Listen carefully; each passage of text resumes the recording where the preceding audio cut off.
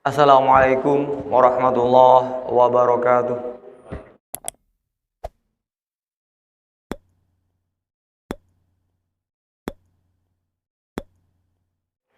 Alhamdulillah, alhamdulillahilladzi arsyadana ila ta'atih wa jazarana an ma'siyatih.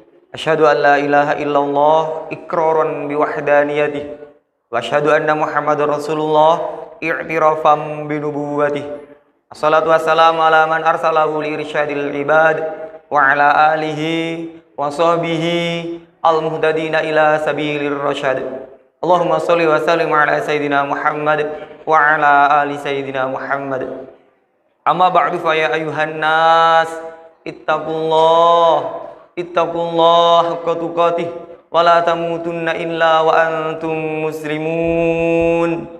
Kaum muslimin rahimakumullah, marilah di kesempatan yang penuh dengan barokah ini kita senantiasa meningkatkan nilai ketakwaan kita ke hadirat Allah Subhanahu wa taala.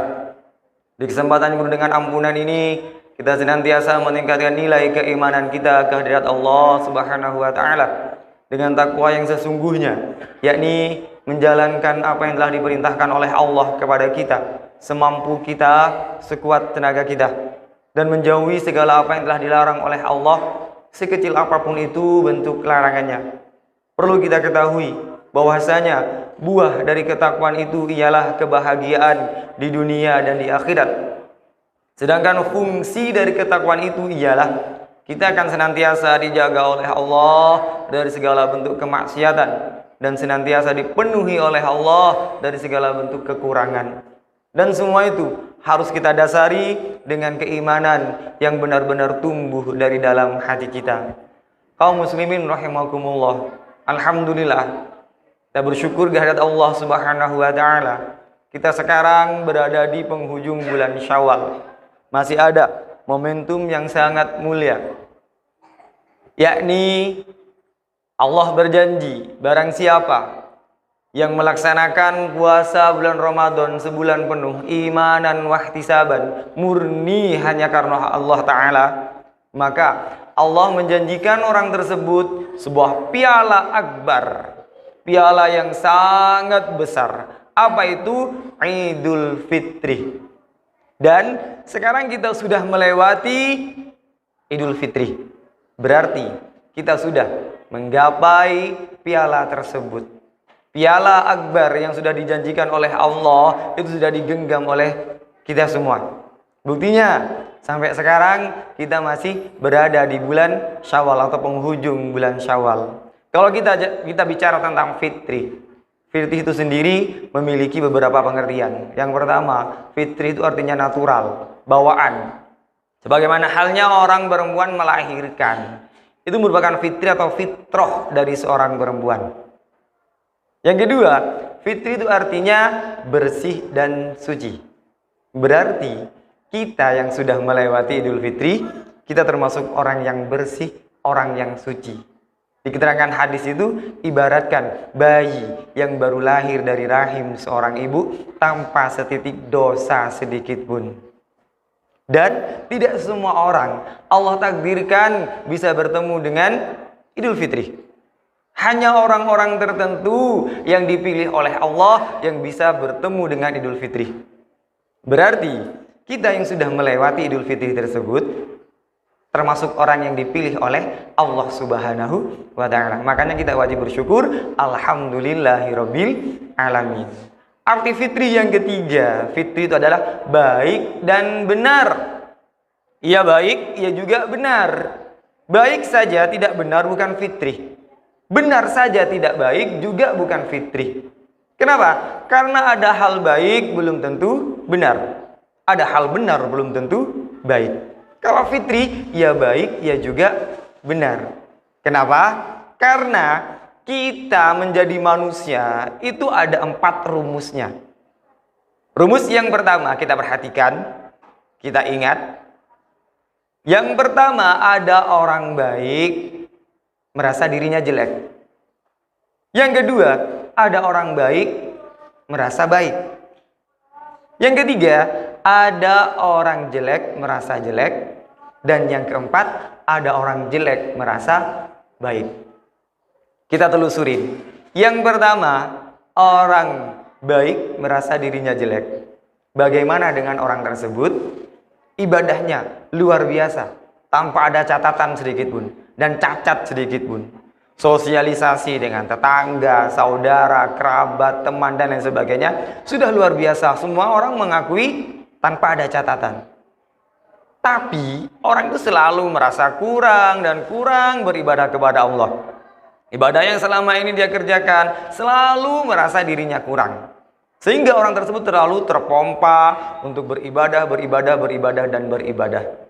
Orang yang pertama ini sangat luar biasa. Yang kedua, ada orang baik merasa dirinya baik. Kita telusurin bagaimana dengan orang tersebut.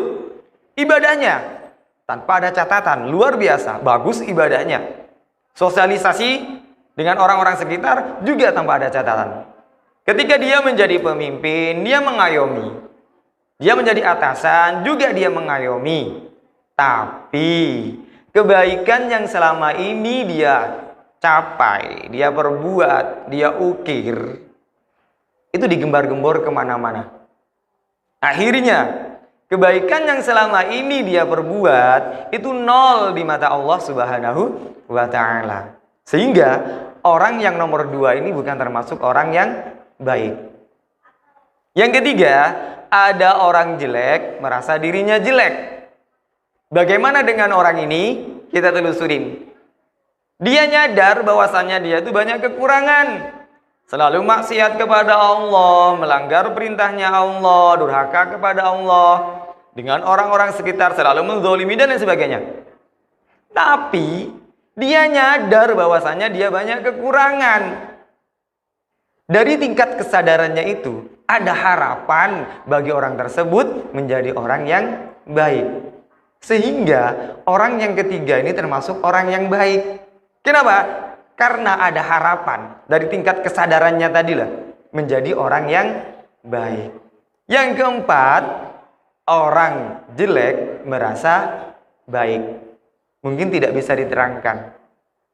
Mungkin kita paham dengan pengertian yang keempat ini. Pertanyaannya, di antara 4 model tersebut, kita termasuk model yang mana? Itu jawabannya ada pada diri kita masing-masing.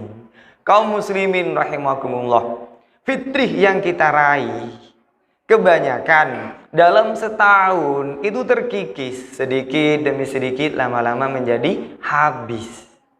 Kenapa demikian? Alasan kita yang paling utama adalah al-insan mahallul khata' wan nisyan. Yang namanya manusia itu tidak luput dari salah dan lupa. Benar. Tapi merupakan PR besar kita untuk menjaga fitrih yang kita raih selama ini tetap utuh dalam 1 tahun. Ini kebanyakan kita tidak berhasil untuk menjaga kefitrihan kita. Salah satu caranya adalah hablum minallah wa hablum minan nas. Menjaga hubungan kita dengan Allah dan hubungan kita dengan sesama manusia. Kalau hubungan dengan Allah bisa termasuk mudah. Kenapa? Kita punya salah kepada Allah, maksiat kepada Allah, durhaka kepada Allah, melanggar perintahnya Allah dan lain sebagainya.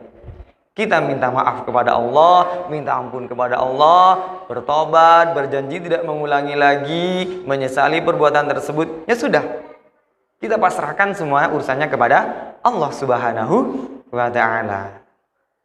Yang kedua yang agak sulit, hablum minan nas. Menjaga hubungan kita dengan sesama manusia. Kalau ada orang yang bikin marah kita, bikin jengkel kita sangat susah sekali untuk memaafkannya.